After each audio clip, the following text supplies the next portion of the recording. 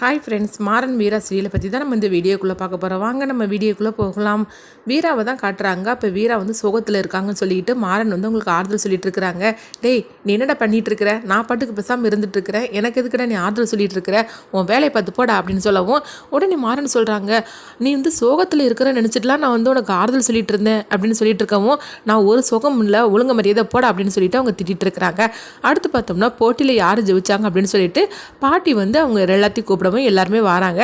அப்போ கண்மணியா வீராவா அப்படின்னு சொல்லிட்டு எல்லாருமே எதிர்பார்ப்போடு இருந்துட்டு இருக்கும்போது அப்போ பாட்டி சொல்கிறாங்க, இந்த போட்டியில் பார்த்தோம்னா கண்மணி தான் ஜெயிச்சிருக்கா அப்படிங்கிறாங்க. இது கெட்டதுமே வந்து வீரா வள்ளி எல்லாரும் அதிர்ச்சி அடைகிறாங்க. அப்போ வள்ளி சொல்கிறாங்க, என்னம்மா சொல்லிட்டு இருக்கிறீங்க? சொல்ல போனாக்கி வீரா கொஞ்சோண்டு பணத்தை வச்சு எந்த அளவுக்கு கிராண்டாக பண்ணுனா அப்போ அவள் தானே ஜெயிச்சிருக்கான்னு சொல்லணும். நீங்கள் என்னன்னா கண்மணி 20,000 வச்சுருந்தாளா, அப்போ கண்டிப்பாக ஜெயிக்க தானே செய்வா, அதை வச்சு நீங்கள் சொல்லிட்டு இருக்கிறீங்க அப்படிங்கும்போது அப்போ பாட்டி சொல்கிறாங்க, இங்கே பாருடி, அவள் 20,000 வச்சிருக்கலாம், ஆனால் சிக்கனமாக தான் அவள் வந்து எல்லாத்தையும் வாங்கினா, அதுக்காக தான் இந்த போட்டியில் அவள் ஜெயிச்சிருக்கான்னு சொன்னேன். சொல்ல போனாக்கி அவள் 20,000 வச்சுருந்ததுக்கு அவள் தாம் தூம்னு சொல்லிட்டு செலவு பண்ணியிருக்கலாம், ஆனால் அவள் பண்ணவே இல்லை. அவ்வளோ ரூபா வச்சுருந்தப்போ கூட அவள் கொஞ்சமாக தான் வந்து செலவு பண்ணினா, அதனால தான் சிக்கனமாக வந்து பண்ணியிருக்கான்னு சொல்லிட்டு அவள் ஜெயிச்சிருக்கான்னு சொல்லியிருக்கேன் அப்படிங்கிறாங்க. இது கெட்டதுமே மாறன் வந்து கொஞ்சம் சோகத்தோடு தான் இருக்கிறாங்க. என்ன பாட்டி, ஏதாவது கரிசனம்லாம் கிடையாதா? திரும்ப ஏதாவது ஒன்று பண்ண மாட்டியா? என் பொண்டாட்டி தான் ஜெயிச்சான்னு சொல்ல மாட்டேன் அப்படிங்கும்போது, டேய் அப்படிலாம் சொல்ல முடியாது. சொல்ல போனாக்கி நான் 2 போட்டி வச்சுருக்கிறேன். அதில் ஒரு போட்டியில் அவள் ஜெயிச்சிருக்கா, இன்னொரு போட்டியில் இவ ஜெயிச்சிருக்கா. இன்னும் அடுத்ததாக ஒரு போட்டி வைப்பேன், அதில் யார் ஜெயிக்கிறாங்களோ அவங்க தான் இந்த வீட்டு மருமக, சிறந்த மருமக அப்படின்னு சொல்லிட்டு நான் பட்டம் கொடுக்க போகிறேன் அப்படிங்கிறாங்க. இல்லை இது வேறையா அப்படின்னு சொல்லிட்டு இருக்கவும் அப்போ ராமச்சந்திரா, இப்படிலாம் உன் மருமகளுக்கு நான் போட்டி வைக்கிறேன்னு சொல்லிட்டு என் மேலே எந்த கோவமும் இல்லையே அப்படின்னு பாட்டி கேட்கும்போது, என்ன பெரியம்மா இந்த மாதிரிக்கு சொல்லிட்டீங்க? சொல்ல போனாக்கி நான் இதெல்லாம் பார்த்து சந்தோஷப்பட்டுட்டு இருக்கேன். அது மட்டும் இல்லாமல் தீபாவளிக்காக எங்கள் வீட்டுக்கு நீங்கள் வந்திருக்கீங்கன்னு நினச்சி நான் எவ்வளோ சந்தோஷப்பட்டுட்டு இருக்கிறேன், நீங்கள் இப்படிலாம் சொல்லிட்டு இருக்காதீங்க, எனக்கு எந்த பிரச்சனையும் கிடையாது அப்படிங்கிறாங்க. அடுத்து பார்த்தோம்னா வீராவும் மாறனையும் தான் காட்டுறாங்க. அவங்க 2 பேரும் ஒரு புடவை எடுத்துகிட்டு வந்திருக்கிறாங்க. அதை வந்து வள்ளிக்கிட்ட கொடுக்குறாங்க. எங்கள் தீபாவளி பரிசா நான் உங்களுக்கு இந்த புடவை வாங்கி வந்திருக்கிறேன், ஏற்றுக்கங்க அப்படிங்கும்போது இது கெட்டதுமே வள்ளி ரொம்பவே சந்தோஷப்பட்டுட்டு இருக்கிறாங்க. எங்களை ஆசீர்வாதம் பண்ணுங்க அப்படிங்கவும் அப்போ வந்து வள்ளி வந்து ரொம்ப சந்தோஷப்பட்டுட்டு ஆசீர்வாதம் பண்ணுறாங்க. எதுக்காக எனக்கு புடவை வாங்கி வந்திருக்கிறீங்க அப்படின்னு சொல்லும் போது பாட்டியும் கேட்குறாங்க, என்னம்மா உங்கள் அம்மாவுக்கு தானே நீ தீபாவளிக்காக நீ புடவை வாங்கி கொடுத்துருக்கணும், நீ என்னன்னா வள்ளிக்கு வாங்கி கொடுத்துருக்குற, என்ன இருந்தாலும் சரிதான், இவன் என்ன உங்கள் அம்மாவாயிட முடியுமா அப்படின்னு பாட்டி கேட்கும்போது அப்போ வீரா சொல்கிறாங்க, அப்படிலாம் சொல்லாதீங்க பாட்டி, சொல்ல பொண்ணாக்கி நம்ம மேலே யார் ரொம்ப பாசம் வச்சுருக்காங்களோ அவங்களுக்கு தான் இந்த புடவை வாங்கி கொடுத்தேன். எனக்கு கூட நான் ட்ரெஸ் வாங்கிக்கிடல, ஆனால் வள்ளியம்மாவுக்கும் வாங்கிட்டு வந்தேன். அவங்க வந்து எனக்கு பெத்த அம்மானா இவங்க என்னை பெறாத அம்மா, ஆனால் இவங்க என் மேலே எவ்வளோ அன்பு வச்சுருக்காங்க தெரியுமா? நம்ம பிடிச்சவங்களுக்கு நம்ம புடவை வாங்கி கொடுக்கறதுனால நம்மளுக்கு எவ்வளோ சந்தோஷம் கிடைக்கும் தெரியுமா?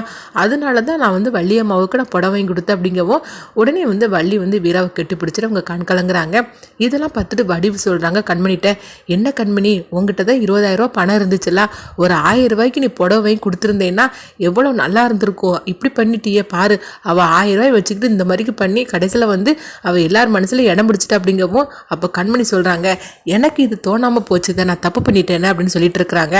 அடுத்து பார்த்தோம்னா வந்து கண்மணியை தான் காட்டுறாங்க. கண்மணி வந்து ராகவிட்ட சொல்லிட்டு இருக்கிறாங்க, என்னங்க நம்ம வீட்டில் இன்னைக்கு வந்து நான்வெஜ் சமையல் பண்ணணும், அதுக்காக வந்து விதவிதமாக மட்டன் சிக்கன் எல்லாம் வாங்கிட்டு வாங்க அப்படிங்கும்போது அப்போ பாட்டி கேட்குறாங்க, என்ன கண்மணி தடப்படலாம் விருந்தாக இருக்குது அப்படிங்கும்போது, ஆமாம் பாட்டி, உங்களுக்காக நான் விருந்து வைக்க போகிறேன், அதுக்காக தான் நான் அதெல்லாம் சொன்னேன் அப்படிங்கிறாங்க.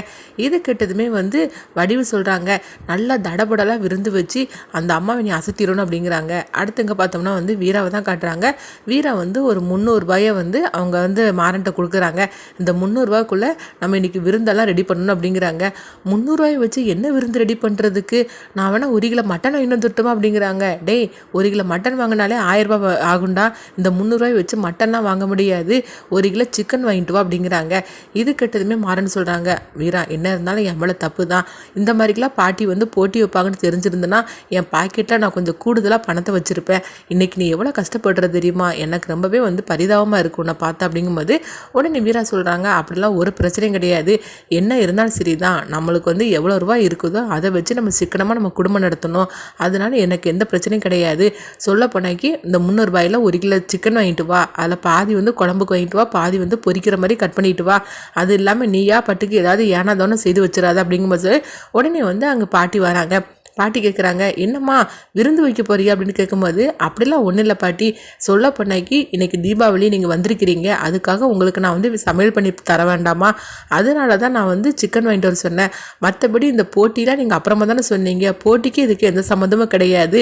இது வந்து நான் உங்களுக்காக வந்து வைக்கக்கூடிய சாப்பாடு, நான் விருந்து வைக்கிறேன். மற்றபடி போட்டிக்கு இதுக்கு எந்த சம்மந்தமும் கிடையாது. இது நீங்கள் போட்டியாக நினச்சிங்கன்னா எனக்கு வந்து பிரச்சனை இல்லை பாட்டி அப்படின்னு சொல்லிட்டு போகவோ, அப்போ வந்து பாட்டி வந்து வீராவை பார்க்குறாங்க. இந்த வீரா எந்த அளவுக்கு இப்படிலாம் பொறுப்பாக பேசிகிட்டு இருக்கிறா, சொல்ல போனாக்கி அவர்கிட்ட கொடுத்ததே 1000 ரூபா தான்.